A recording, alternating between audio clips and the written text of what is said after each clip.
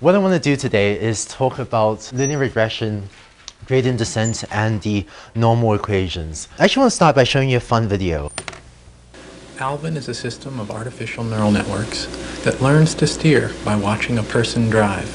ALVIN is designed to control the NavLab 2, a modified Army Humvee equipped with sensors, computers, and actuators for autonomous navigation experiments.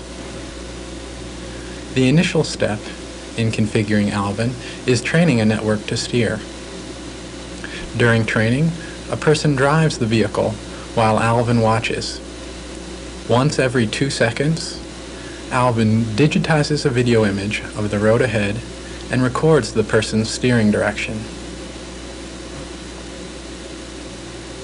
This training image is reduced in resolution to 30 by 32 pixels and provided as input to ALVIN's 3-layered network. So 2 comments, right? One is this is supervised learning because it's learning from a human driver, in which a human driver shows that, you know, if we're on this segment of the road, I would steer at this angle. If we're on this segment of the road, I would steer at this angle. And so the human provides a number of, quote, correct steering directions to the car.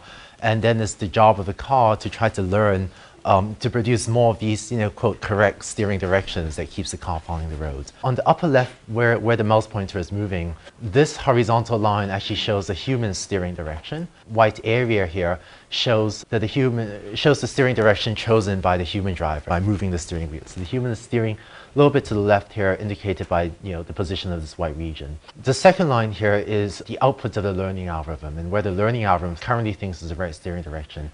And right now what you're seeing is the learning algorithm just at the very beginning of training, and so it actually has no idea.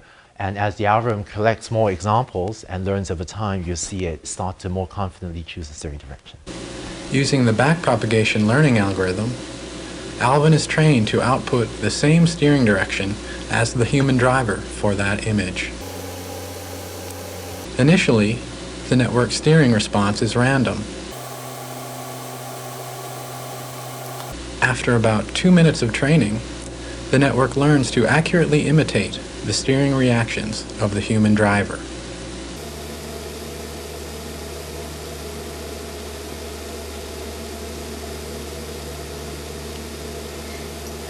This same training procedure is repeated for other road types. After the networks have been trained, the operator pushes the run switch and ALVIN begins driving. 12 times per second, ALVIN digitizes an image and feeds it to its neural networks.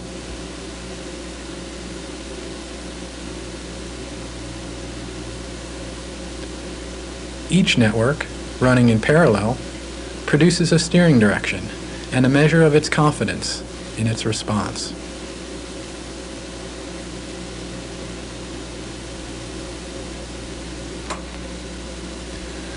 The steering direction from the most confident network, in this case the network trained for the 1-lane road, is used to control the vehicle.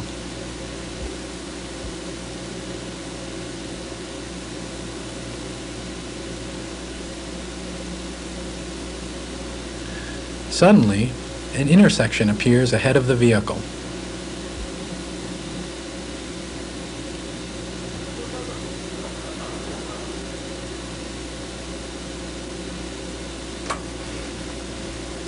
As the vehicle approaches the intersection, the confidence of the 1-lane network decreases.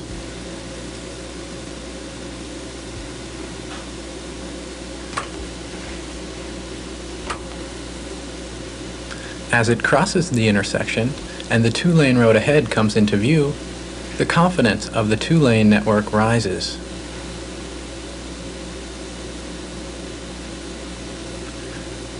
When its confidence rises, the 2-lane network is selected to steer, safely guiding the vehicle into its lane on the 2-lane road.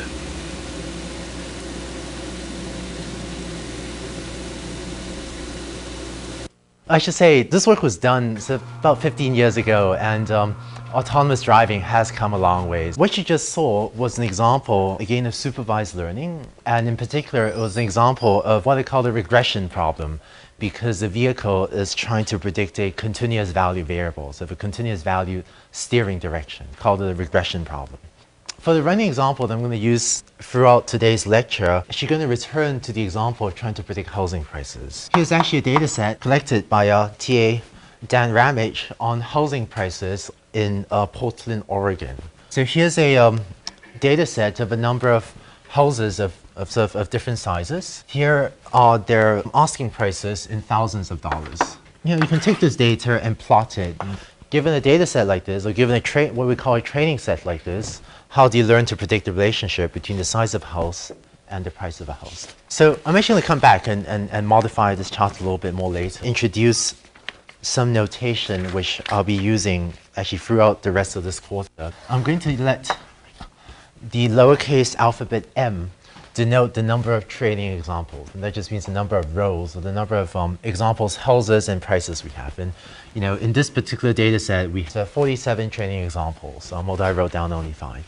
I'm going to use the alphabet m to denote the number of training examples. I'm going to use the lowercase alphabet x to denote the input variables, which I'll often also call the features. And so in this case, x would denote the size of a house that we're looking at. I'm going to use y to denote quote output variable, which is sometimes also called target variable. And so one pair x comma y is what comprises one training example. In other words, one row on the table would be what I call one training example. And the ith training example, in other words, the ith row in that table, I'm going to write as xi comma yi. Okay? In this notation I'm going to use, this superscript I is not exponentiation. So this is not x to the power of I, y to the power of I. Okay? In this notation, the superscript I in parentheses is just sort of an index into the ith row of my list of training examples.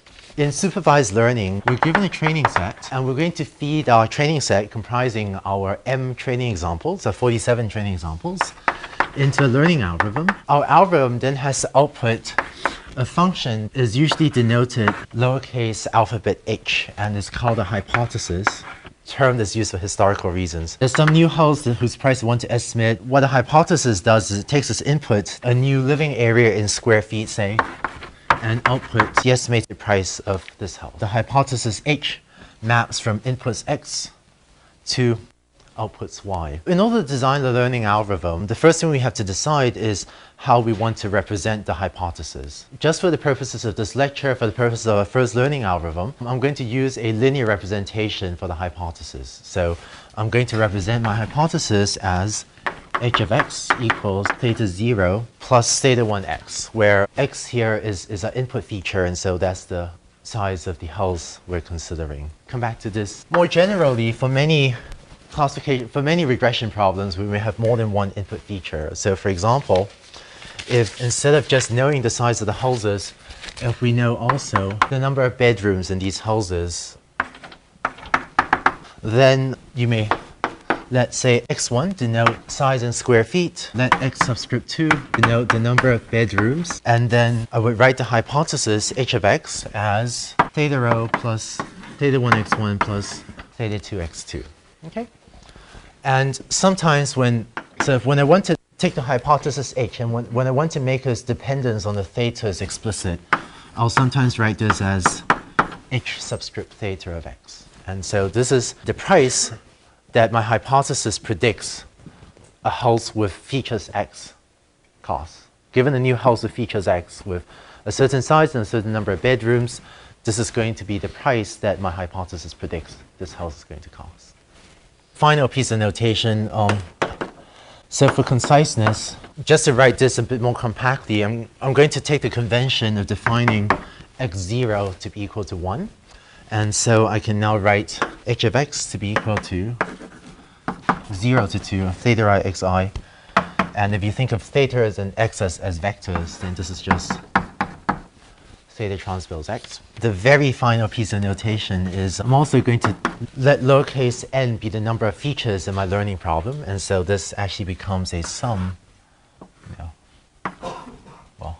Let me just write that. A sum from I equals 0 to n, where in this example, if you have two features, n would be equal to 2. Okay. theta, theta 0, theta 1? Yes, right. So, well, the thetas, or the theta i's, are called the parameters of our learning algorithm, and theta 0, theta 1, theta 2 are just real numbers. And then it's the job of a learning algorithm to use the training set to choose or to learn appropriate parameters theta. Let's talk about the learning problem then. How do we choose the parameters theta so that our hypothesis H will make accurate predictions about housing prices? Well, we have a training set, so just on the training set, our hypothesis will make some predictions of the prices of the houses in the training set. So one thing we could do is just try to make the predictions of a learning algorithm accurate on the training set at least, right? So given some features X and some correct prices Y, we might want to make, let's say, the squared difference between the prediction of the algorithm and the actual price small.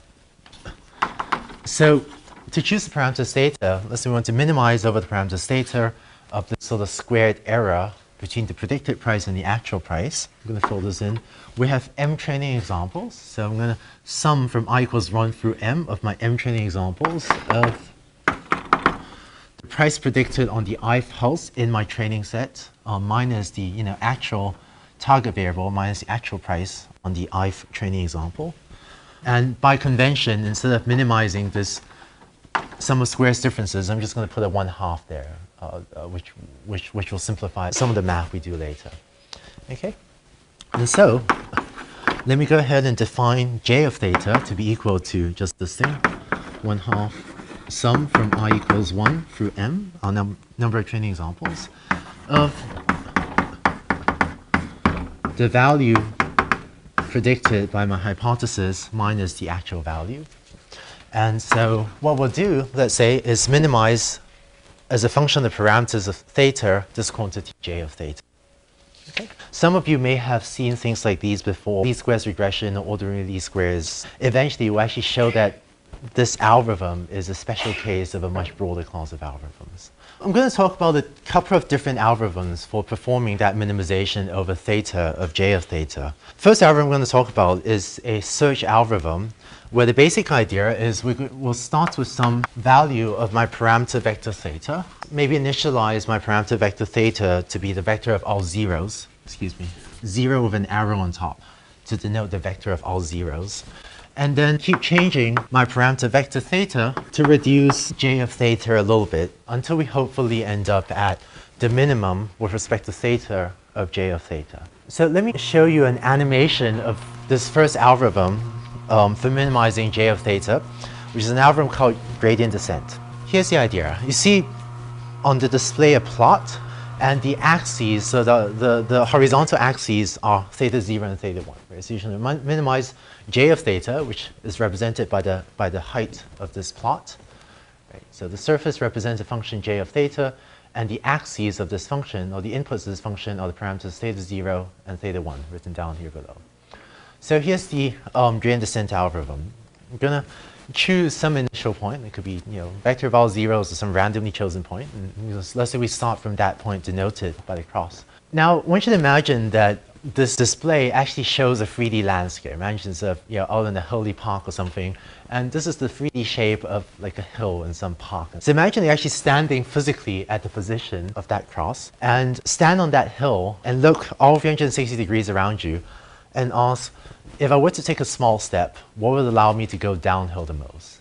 Okay, so imagine that this is physically a hill and you're standing there. And we'll look around and ask, if I take a small step, what is the direction of steepest descent that would take me downhill as quickly as possible? So the gradient descent algorithm does exactly that. Take a small step in this direction of steepest descent, or in the direction of the gradient it turns out to be. And then you take a small step and you end up at a new point shown up there. You're now at a new point on this hill. And again, you're going to look around you, look all 360 degrees around you, and ask, what is the direction that would take me downhill as quickly as possible? And we want to go downhill as quickly as possible because we want to find the minimum of j of theta.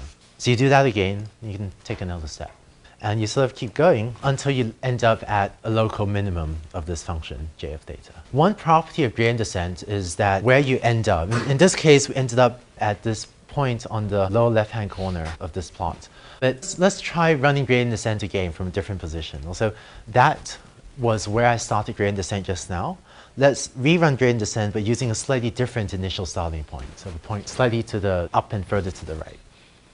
So it turns out if you run gradient descent from that point, then if you take a steepest descent direction again, and if you keep going with a slightly different initial starting point, you can actually end up at a completely different local optimum. This is a property of gradient descent. We'll come back to in a second. Be aware that gradient descent can sometimes depend on where you initialize your parameters, theta 0 and theta 1. Here's the gradient descent algorithm. We're going to repeatedly take a step in this direction of steepest descent, and it turns out that we can write that as follows, which is we're going to update the parameters theta as theta I minus the partial derivative with respect to theta I of j of theta. Okay, so this is how we're going to update theta I on each iteration of gradient descent. Just a point of note and notation, I use this colon equals notation to denote sort of setting a variable on the left-hand side to be equal to the variable on the right-hand side. If I write a colon equals b, then what I'm saying is this is part of a computer program, or this is part of an algorithm where we take the value of b, or the value on the right-hand side, and use that to overwrite the value on the left-hand side. In contrast, if I write a equals b, I'm claiming that the value of a is equal to the value of b. Okay, and so whereas this is a computer operation where we overwrite the value of a, if I write a equals b, then I'm sort of asserting that the values of a and b are equal. Let's go ahead and take this algorithm and apply it to our problem. And this being the first somewhat mathematical lecture, I'm going to step through derivations much more slowly and carefully than I will later in this course. I'll do this just for the case of if we have only one training example. We need to work out what the partial derivative with respect to the parameter theta I is of j of theta. If we have only one training example, then j of theta is going to be 1/2 h subscript theta, and then by the chain rule of derivatives, okay, we're taking the partial derivative of the sum with respect to the parameter theta I. The only term that depends on theta I will be some term here of theta I xi. And so you get our learning rule. Theta I gets updated as theta I minus alpha times that. Okay. And Greek alphabet alpha here is a parameter of the algorithm called the learning rate. This parameter alpha controls how large a step you take. You decided what direction to take a step in, and so this parameter alpha controls how large a step you take in this direction of steepest descent. And this is a parameter of the algorithm that's often set by hand. Choose alpha to be too small, then your steepest descent algorithm will take very tiny steps and take a long time to converge. If alpha is too large, then steepest descent may actually end up overshooting the minimum if you're taking too aggressive a step. Any questions about this? Over there, I derived the algorithm for if you have just one training example. More generally, for m training examples, gradient descent becomes the following. We're going to repeat until convergence the following step. Theta I gets updated as theta I. And I'm just writing out the appropriate equation for m examples rather than one example. Go home and sort of verify for yourself that this summation here, this is indeed the partial derivative with respect to theta I of j of theta. Let me show you what this looks like when you run the algorithm. For the specific problem of linear regression or ordinary least squares, which is what we're doing today, the function j of theta actually does not look like this nasty one that I was showing you just now with multiple local optima. In particular, it turns out for ordinary least squares, the function j of theta is just a quadratic function. And so it'll always have a nice bow shape like what you see up here, and it'll only have one global minimum with no other local optima. When you run gradient descent, the contours of a bow-shaped function like that are going to be ellipses. If you run gradient descent on this algorithm, here's what you might get. So let's see, initialize the parameters, so let's say randomly at the position of that cross over there. And so after one iteration of gradient descent, that's the result of one step of gradient descent, 2 steps, 3 steps, 4 steps, 5 steps, and it converges reasonably rapidly to the global minimum of this function j of theta. And this is a property of least squares, of ordinary least squares regression, that the function j of theta has no local optima. Gradient descent will automatically take smaller and smaller steps as you approach the local minimum. Here's actually a plot to the housing prices data. So here, let's say you initialize the parameters to the vector of all zeros, and so this blue line at the bottom shows the hypothesis with the parameters at initialization, right? So initially, theta 0 and theta 1 are both 0, and so your hypothesis predicts that all prices are equal to 0. After one iteration of gradient descent, that's the blue line you get. After 2 iterations, 3, 4, 5, and after a few more iterations, it converges. And you've now found the least squares fit to the data. Let me go ahead and give this algorithm a specific name. So this algorithm here is actually called Bash gradient descent. Bash gradient descent often works very well. So I use it very often. Sometimes if you have a really, really large training set, so if M is, a few million, then if you're running Bash gradient descent, then this means that to perform every step of gradient descent, you need to perform a sum from j equals 1 to 1,000,000, which is, and that's sort of a lot of training examples for your computer program to have to look at before you can even take, one step downhill on the function j of theta. When you have very large training sets, we should write down an alternative algorithm that's called stochastic gradient descent, sometimes also called incremental gradient descent. But the algorithm is as follows. Again, we'll repeat until convergence, and we'll iterate for j equals 1 to m. We'll perform one of these sort of gradient descent updates using just the j training example. As usual, you update all the parameters thetaized. And the advantage of this algorithm is that in order to start learning, in order to start modifying the parameters, you only need to look at your first training examples. You look at your first training example and perform an update using the derivative of the error with respect to just your first training example, and then you look at the second training example and perform another update, and you sort of keep adapting your parameters much more quickly without needing to take a scan over your entire database before you can even start adapting your parameters. What happens with stochastic gradient descent is that it won't actually converge to the global minimum exactly. If these are the contours of your function, then as you run stochastic gradient descent, you sort of tend to wander around, and you may actually end up going uphill occasionally, but your parameters will sort of tend to wander to the region close to the global minimum, but sort of keep wandering around a little bit near the region of the global minimum. And in practice, this often works much faster than Bash gradient descent, especially if you have a large training set.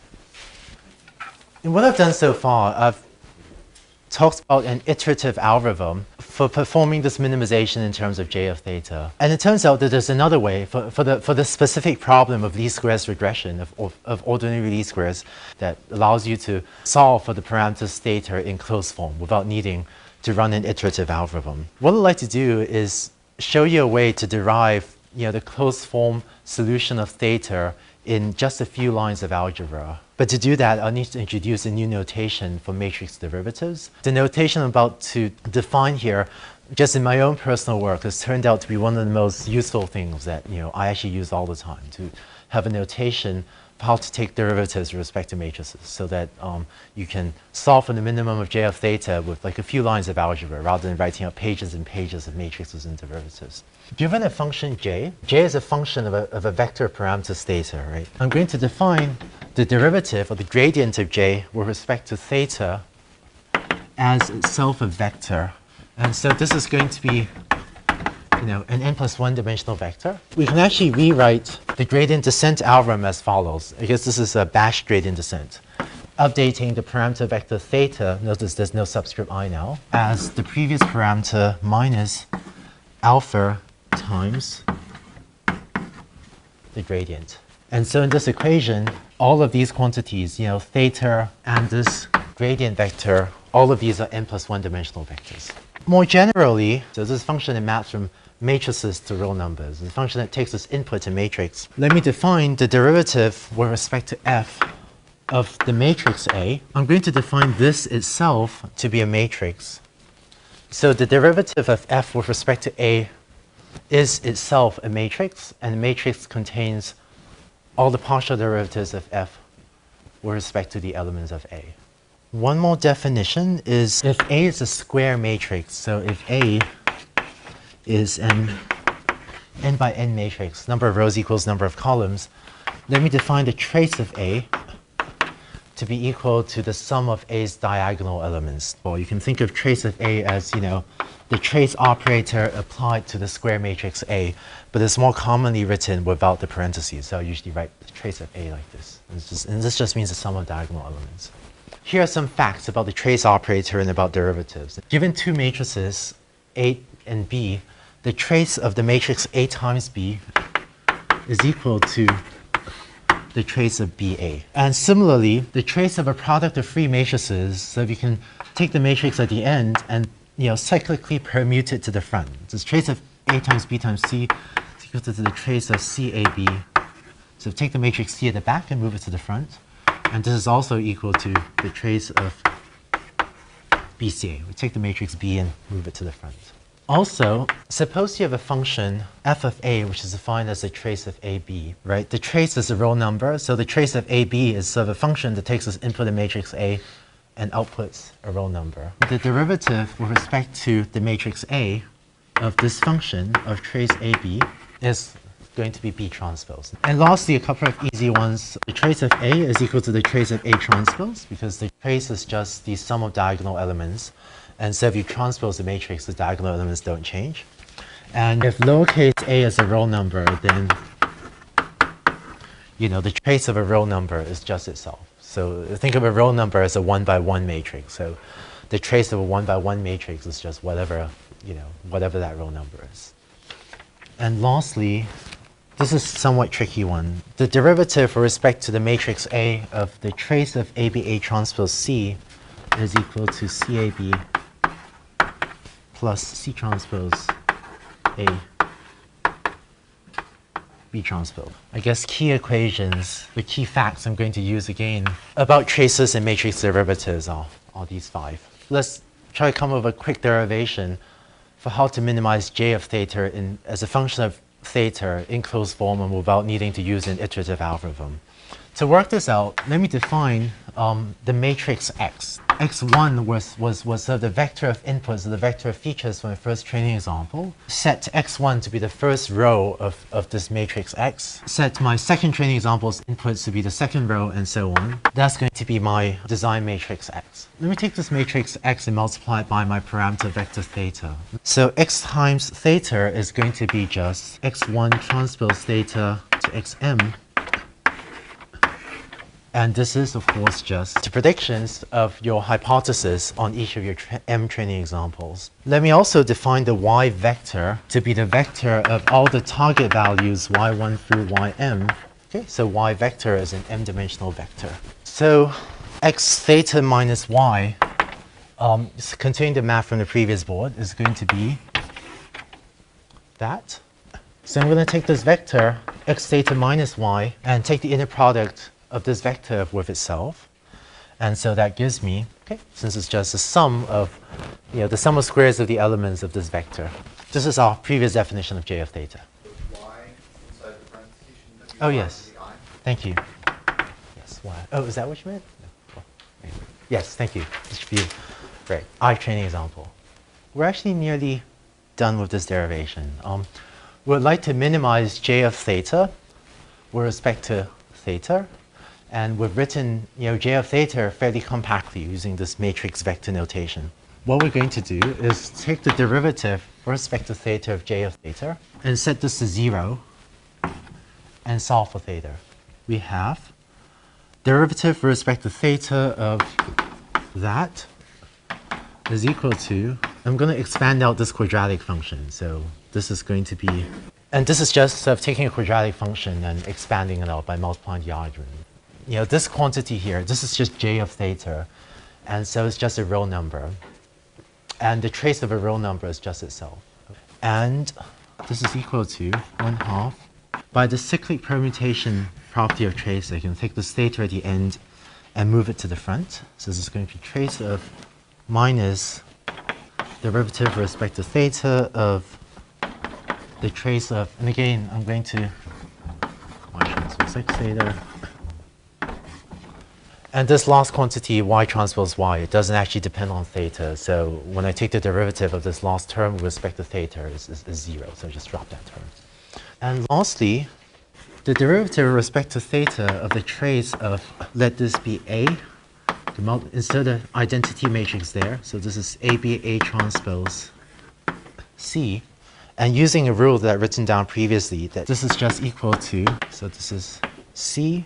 And the matrix X transpose X is symmetric, so C transpose is equal to C. Similarly, the derivative with respect to theta of the trace Y transpose theta X, this is the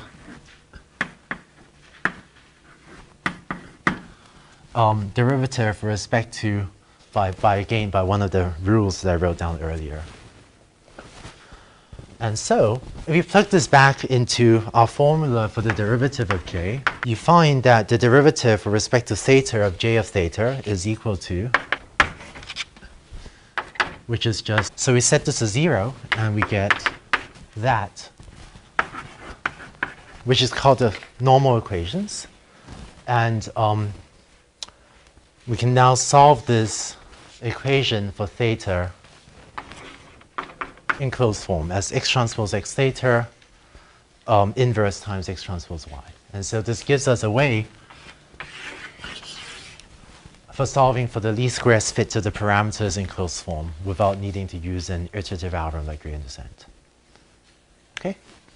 And using this sort of matrix vector notation, I think I don't know, it took far fewer. I think we did this whole thing in about 10 minutes, which we couldn't have if I was writing out reams of algebra. Some of you look a little bit dazed, but guys, this is our first learning algorithm. Aren't you excited? Thanks, guys.